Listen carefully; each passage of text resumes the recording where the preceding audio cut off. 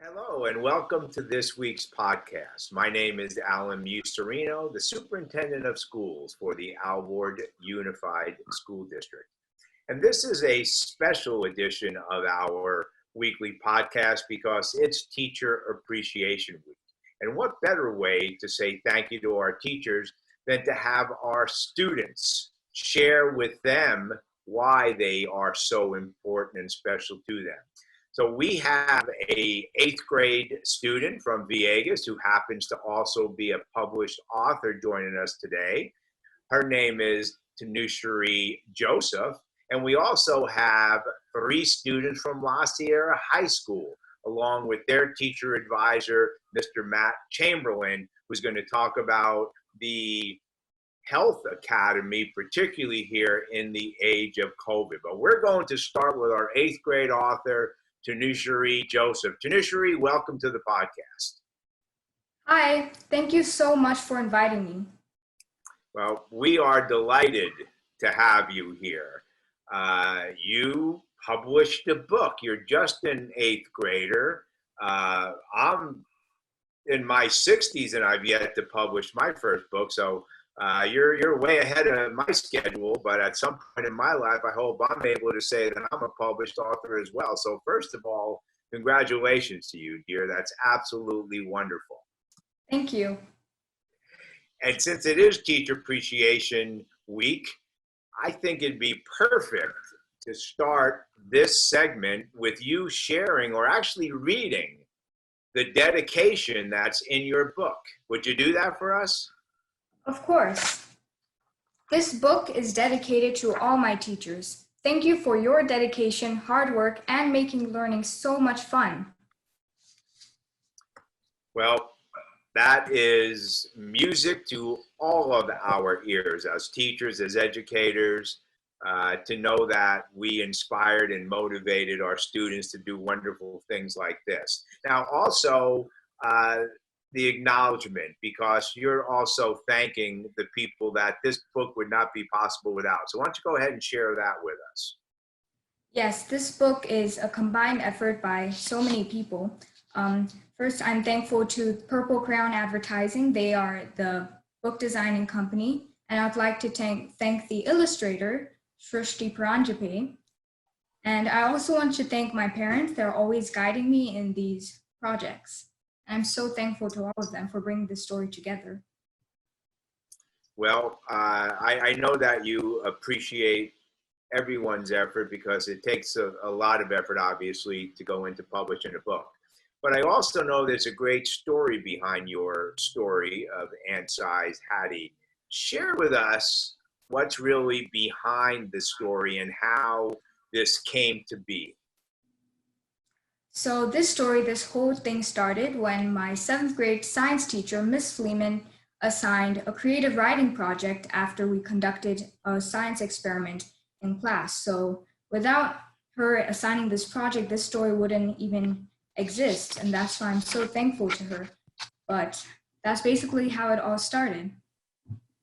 Well, how wonderful for Miss Sleeman here on Teacher Appreciation Week to hear that. And I'm sure she's seen the acknowledgement and knows that she was the inspiration for this story.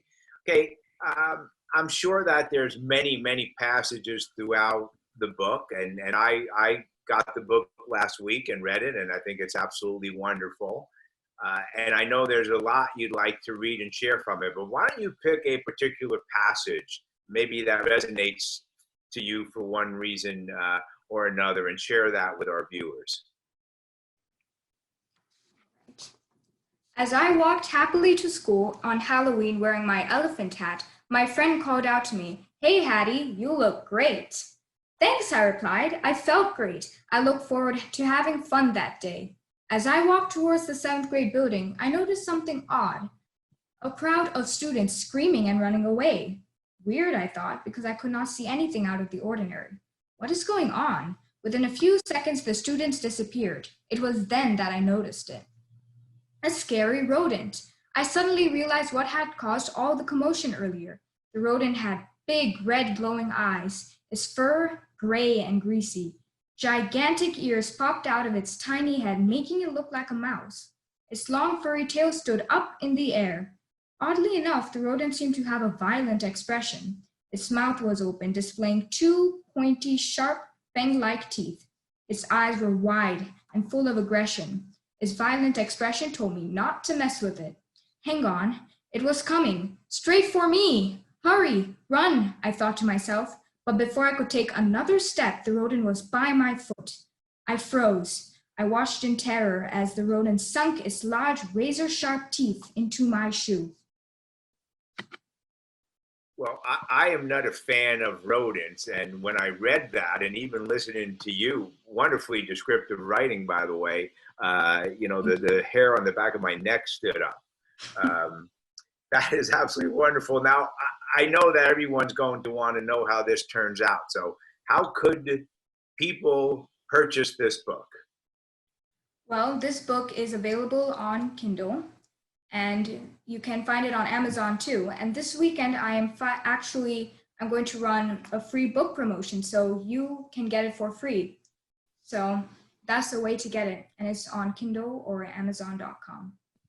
Okay, and up on the screen right now, our viewers see that information, and they could go and get the book for free as part of a promotion. So here you are as an 8th grader doing book promotions and sharing your story. What an inspiration to everyone, Tanushri, and I really appreciate you coming and sharing with our viewers. But before we leave you today, tell us a little bit about what it's been like for you during school closure. Well, all my work is online. It's on Google Classroom.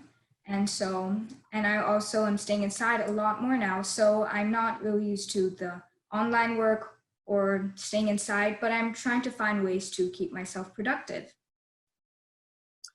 Are you anxious to come back to school? Well, I look forward to it, definitely. Well, we all do, that's for sure. Is there another book in the works?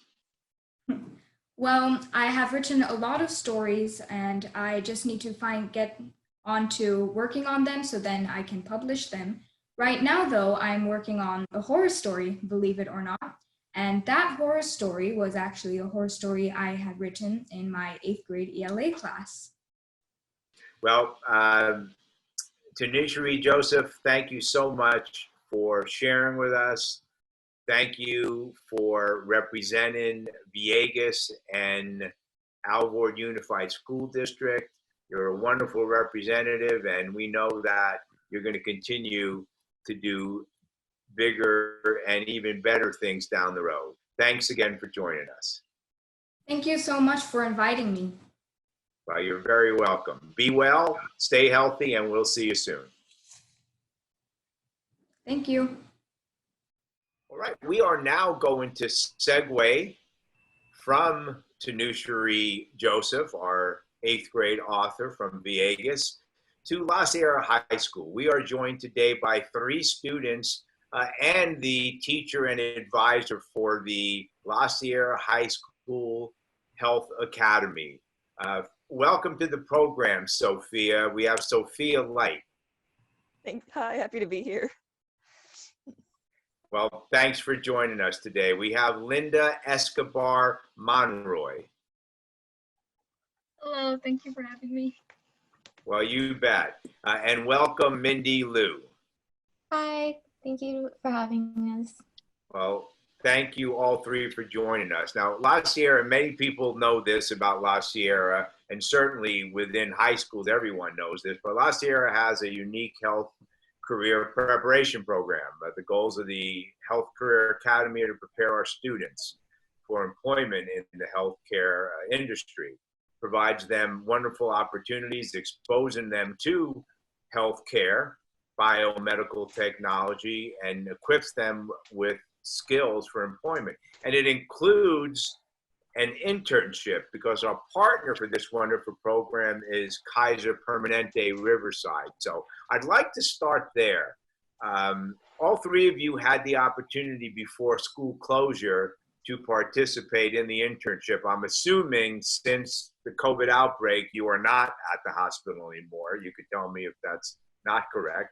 But tell me just what the experience being there at Kaiser, particularly here, second semester of your senior year, has had on you? Mindy, you want to start? Sure. So being a part, like getting the opportunity to like intern at Kaiser and like working alongside the nurses and like getting to shadow them and then having them like give advice to us about like what to do next or how to do certain things was definitely like an eye-opening, and then you get to appreciate what they do a lot more, and like it makes you want to be a part of it. So the internship was a terrific capstone or culminating activity in this 3-year program. Yeah. So many people might not know this, but the Health Academy is a career partnership, a California, I should say, a partnership academy career program, a distinguished one at that. Just last year, in fact, it was honored as a distinguished California Partnership Academy. Linda, what about you? What about your experience at Kaiser? I really liked being at Kaiser. It was very exciting every single day. I was posted at the ICU, and it was great to learn a lot of things from the nurses and helping them. It was great. So not too many students have the opportunity to actually have a firsthand internship, which again, we're so grateful to our partners, Kaiser. Sophia, what about your experience? I got to work in the ER, and like Mindy said, you really you get to see how much they put into their jobs, and it's really interesting, and it gives you a new perspective. Like, they do so much for the hospital. I worked closely with the techs, so I had to see where they're darting from front and back on the ER, and they're doing everybody's jobs that nobody else wants, and it's really cool to kind of see all levels of the medical professions, and working closely with them to kind of see what you're going to do in the future. It really inspired me, and some of the stories that I got from the ER I'm definitely going to take with me and share all through life because they're pretty cool. Well, so much more than just from the standpoint of the profession, just the experience of being involved with working professionals had to be just absolutely incredible, I'm sure. Okay, well, the big question, of course, that I wanted to know, and I'm sure everyone wants to know, is how has COVID changed your perception? Obviously, the impact of COVID is felt in all sectors, but none more, of course, than in the health profession. So, Sophia, let's start with you this time. What impact has COVID had on your career choices? Well, it's especially as a senior and with college coming up, it's really thrown a wrench in my plans because I went from wanting to experience, I've spent years of my time in school preparing for college and getting the chance to go on campus and do all of the things that they see in movies, that kind of thing. And now that's all taken away. My school was talking about having quads for everything because there were so many kids that wanted to come, to saying, I'm sorry, there are only singles. We need to do this for your safety. So it's insane to see that everything that I planned for all these years is just kind of getting pulled under my feet. It's not great. Well, no, and I feel, and we all feel for our seniors, this experience, which we all should get to share, is in fact being pulled out from under you. And gosh, I wish we were able to fix that for all of you. And hopefully we're going to have a happy ending, however, and be able to do some special things for all of you before it's all said and done. Has this changed your decision to pursue the health profession? Not at all. In fact, it gives me more reason to do it because I know after this, everybody who is about to retire or was they saw the stress of this, they're going to quit, and we need to step up and take their places and work, because no matter what, with pandemic or no, we still have a need for healthcare, and it makes me really want to work in healthcare more because I don't know how to articulate that, but no, you articulated that very well. You're correct. We need you more than ever now. Absolutely. Linda, what about you? Has COVID changed your perception of the field, or perhaps even discouraged you from pursuing it? I would have to agree with Sophia. It's actually strengthened that goal that I have of being in the medical field. And it was very stressful to see that kind of being taken from me a little bit. Yeah. But you are not changing your mind. You are going to continue the profession. Mm-hmm. Yes. Absolutely. Yes. Mm-hmm. Well, I'm happy to hear that. Mindy, what about you? COVID changed anything in your future? I would have to agree with Sophia and Linda. I don't think it changes anything. If anything, it like makes me want to pursue it even more, just because we kind of already knew what we're getting ourselves into in a little bit. Not like in the sense like the pandemic, like no one can predict the pandemic to happen, but we wanted to join the health career because we wanted to help people like get better, and I don't think that has changed. Well, I'm happy to hear that because there's no doubt about the fact that we want to ensure moving forward that we do have enough health professionals, because this has really brought to light some of those challenges, obviously, of having people in position to be able to do the work, the essential work that this is considered. Let's bring Matt Chamberland into the discussion. Matt, we kind of forgot about you. We started talking to students and forgot all about you. And here it is, Teacher Appreciation Week. So, Matt, first of all, welcome. Thank you for arranging for Sophia, Linda, and Mindy to join us today. Happy Teacher Appreciation Week. And do me a favor and talk a little bit about the program, about the incoming class, about what it is that is so special about the Health Career Academy.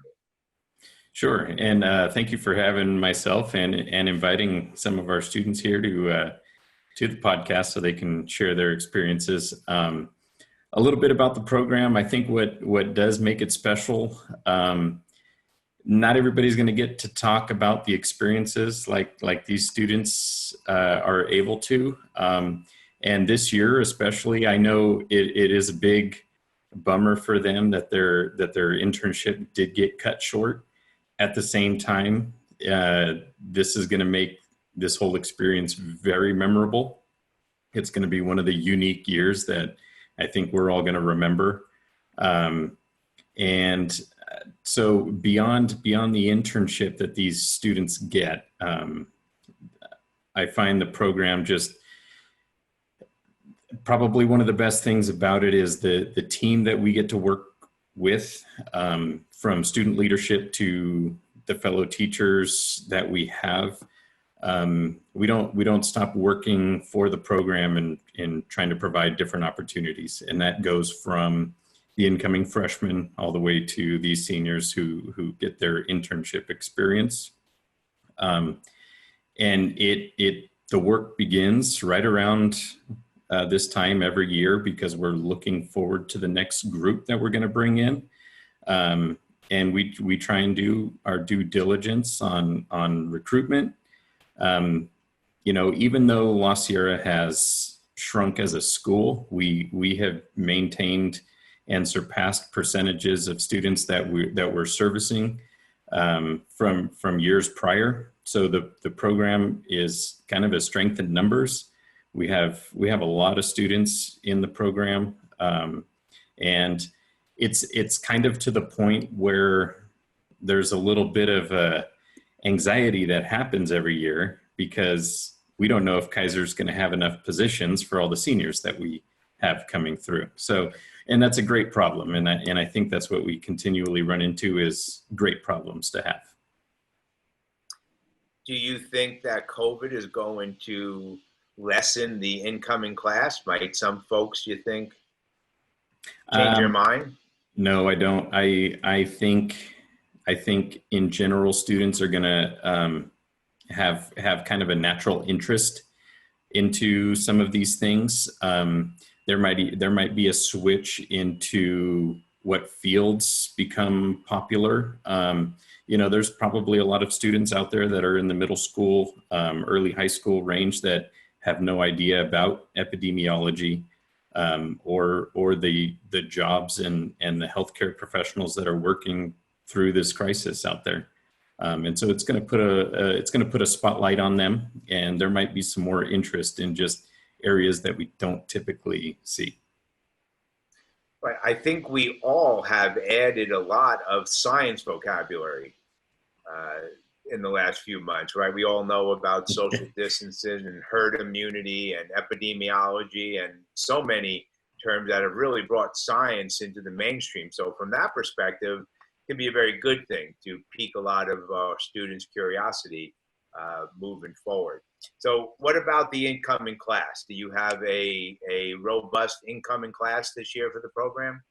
Yeah, we do. We typically think somewhere around 2 to 3 sections of students, which in our world that equates to somewhere between 50 and 60 students.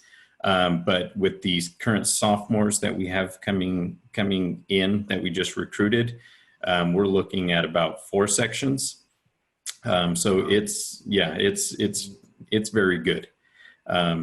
Now, the good problems that brings is some master scheduling conflicts, because now we have teachers whose schedules are going to be full. And so, like I said, it brings good problems. Yeah, it sure does. It does bring good problems. And again, you continue to lead the way with this program. And I know from many of my colleagues around Riverside, as well as Orange County and Los Angeles, that this is a program that any school that would like to have something similar is emulating. So thank you for your great work, Matt. I know you've been in charge of it for a long time. Let's bring the students back in for a little more discussion, and Matt, feel free to participate as well. Sure. Students, I would love to know a day in the life of a senior these days since school's been closed. Because I'm sure you're getting up at 7 o'clock as always and all that kind of stuff. Right? Linda, we're going to start with you.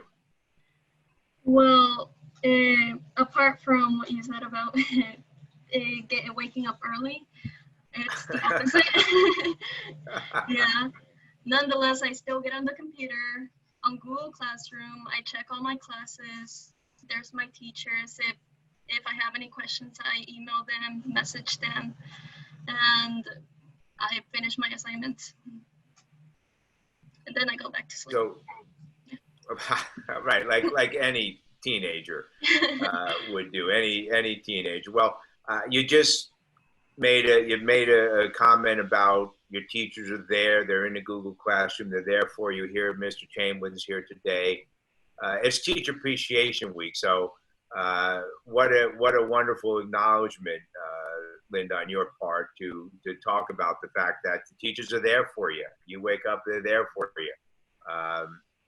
Whether you send an email out at any time of the night, they're there for you. So I appreciate you mentioning that. We had a student on earlier today in the podcast who's an 8th grader, and she talked about exactly the same thing, that her teachers are there in the Google Classrooms, just stepping up as our teachers have since schools have closed. So it's been absolutely wonderful.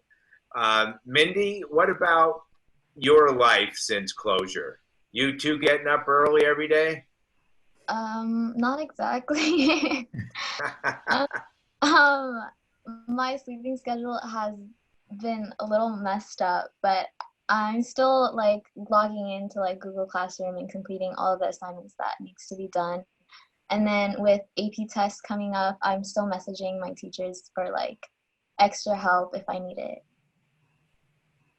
And your teachers have been there for you? Yeah, they have. They've been really great about it. Sophia, what about your experience since school's closed? Well, so I just got a new kitten, and she likes to wake me up at 6 a.m. every morning by stepping on my face, so I don't have the leisure of waking up at 10 o'clock like everybody else. So I wake up, and then I feed her, and I clean her litter box, that kind of thing. And then like Mindy, I study for my AP tests. The College Board has, like, they release videos every single day of, like, practicing for the AP tests, so I have to do that. And then when I'm not doing that, I'm helping my brother with his homework. And if I'm not doing that, I'm helping with the cat, making sure, you know, she's happy and she's like having fun, just playing stuff because she's trying to explore right now. And that's really stressful when you're trying to take notes and help your brother with his homework. Right And now, I'm helping. Yeah. Hi, brother. yes, he's watching the cat while I'm doing this because I don't want her to jump on the keyboard like she has 3 times already. So Yeah, well, yeah. she's a kitten, so that would be absolutely, acceptable. Okay, Matt, what about your perspective as a teacher on the other side of the computer? Oh, there's the kitten. You can't go wrong with a cat video. So adding that to the podcast could only improve things. Matt, yeah, what about your perspective? Obviously, on the other side of the computer, as I mentioned, it's certainly been thrust upon teachers. I'm so proud of you and each and every one of our teachers for stepping up as they have, because one day you're at school teaching, the next day you're having to do this online. It was absolutely just one day it's this way and one day it's another. So talk a little bit about your experience. Yeah, it was very different. I remember the kind of final message that we were sending the students off with was, we'll see you in 3 weeks after spring break. And that changed rather quickly. So it's unfortunate as a teacher to not be able to see the closure and that we typically get. And it was different to have to really undertake all the distance learning. It wasn't necessarily difficult, it was just different. Some teachers have been set up with Google Classroom, some haven't, but then now they're getting into it.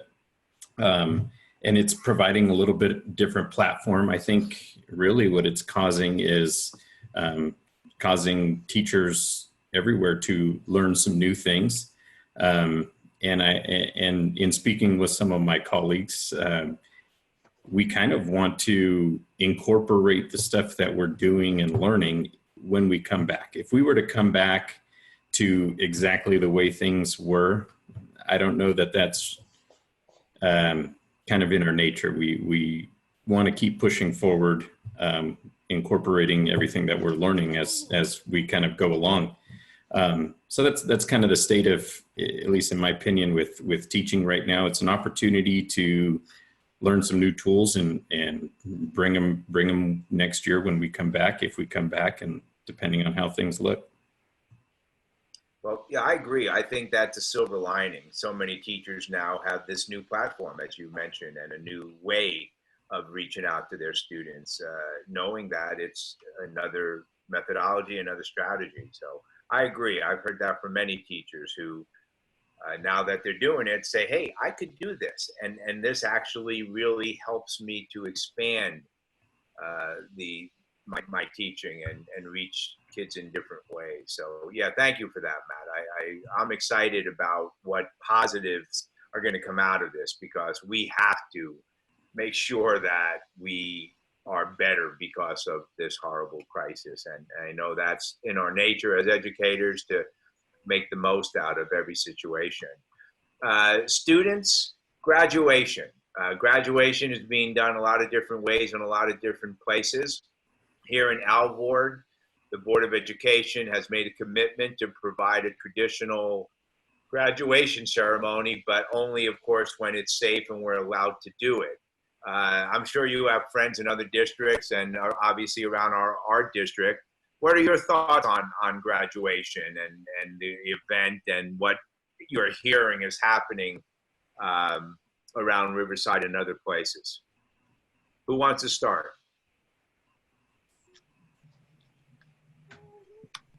Okay, Sophia, you're on. Well, I honestly, I don't view graduation as highly as most other people do, so I could honestly care less if we don't have one, because one of the things that I'm thinking about is college and all of the costs that come with it.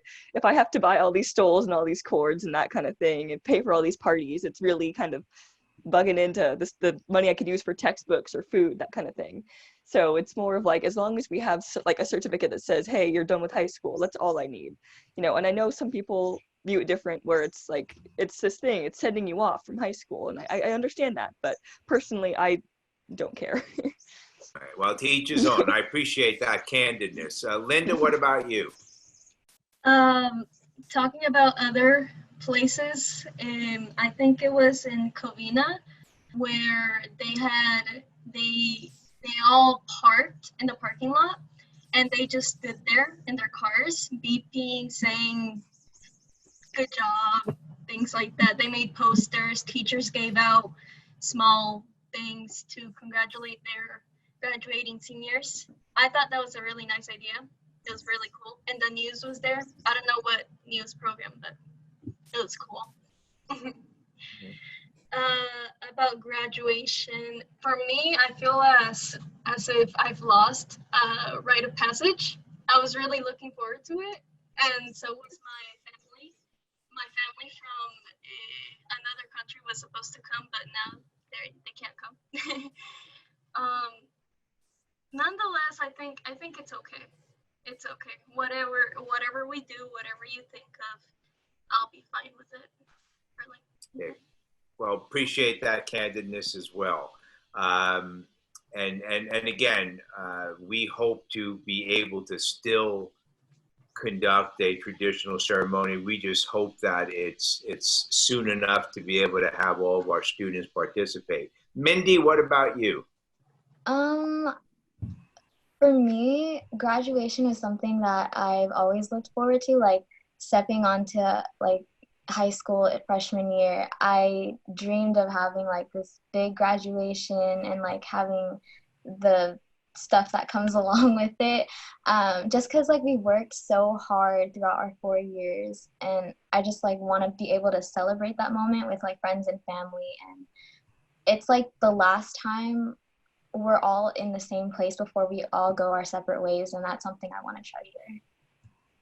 Well, absolutely. And as Linda said, it's a rite of passage, and certainly well deserved. So thank you, Sophia, Linda, Mindy. Appreciate you joining me today and sharing your experiences about Kaiser, about the Academy, about La Sierra High School, and about graduation. Be safe, be well. Look for an email from your principal and or counselors about some of the next steps for graduation, because we will be distributing caps and gowns. We are also looking at some other platforms to be able to have the celebration that you all deserve. But obviously, due to COVID, we are unable to assemble a large congregation of people together, at least in the immediate future. So thank you all for joining me today. Mr. Chamberlain, thank you for representing teachers and La Sierra High School with the usual class that you always do. Well, thank you very much. Thank you for having us. Well, you bet. And we will follow up on the program and continue to make sure that the word's out about the wonderful things happening at La Sierra High School in the Health Career Academy. Thank you all for joining me today. We're going to finish off the podcast this week with the mailroom, which is what we typically do to end our podcast. The question I am getting most is, what about next year? What is going to happen next year? Well, as I've written in my recent message to our families, to our students, in our most recent newsletter, is we plan to open school on August 10th as scheduled. What it looks like at this time, again, I do not know. And honestly, it changes on a regular basis. But we have every intention of beginning school August 10th. Might it be part distance learning, part face-to-face? Might it be staggered groups, cohorts of students coming in at various times? It could look a lot of different ways, but it's really premature at this time to make any decisions about it. So plan on August 10th and just stay tuned. Continue to follow us on our website, read the Sunday night newsletter, follow us on Facebook, Twitter, and Instagram, and of course, download the app if you haven't yet, so that you are able to stay current. But we'll continue to update this information as it comes to us, because once again, it's a moving target. Everybody knows that and appreciates that. Certainly, the safety of our students and our employees and the community is what's going to be primary in our decision. Certainly, science is going to be guiding the decision. So stay tuned for that. The other question I'm getting quite a bit about is summer school. Summer school starts June 1st. We do the traditional summer school as we always have through our Odyssey Ware online program for credit recovery. But this year, because of the circumstances now, students being out of school, traditional school at least for the last couple months, we're going to augment our usual program with additional online opportunities. That too is in the planning stages. And over the course of the next couple weeks, you will get more information about that from your school counselors and from your principals. We expect to have boot camps and other types of get ready for next year type coursework. We do not offer classes for original credit in the summer because you can't squeeze an entire class into a summer program, but certainly prep classes, boot camp type classes. We also, of course, do offer certain classes that do fit into that format, such as health for incoming ninth graders. So once again, look for more information on summer school from your principals, and continue to follow the FAQ, the frequently asked questions section on our website, because I update that regularly, and we'll continue to provide all the information about what we're doing come summer school. Lastly, graduation, as you heard our students talk a little bit about, obviously providing a traditional graduation is something that is a rite of passage, and we have every intention of providing one for our students. We just don't know when. So in the meantime, we're looking at alternatives to that, to at least be able to send off our seniors who will not be around come summer, because perhaps they're in the military, soon they'll be off to college. So stay tuned for more information on that. Again, we will message our families, our students and families, through our schools, counselors, and principals will be in touch. Thank you for viewing today. Appreciate everything everyone is doing, contributing to us providing an education and support for our students during this very, very difficult time. May is Mental Health Awareness Month, and I want to be mindful of that as we continue to provide support, not only educationally, but also social, emotional support. We recognize that so many people now are in a very, very bad way, with unemployment surging, with all of the challenges that have come with isolation, closure.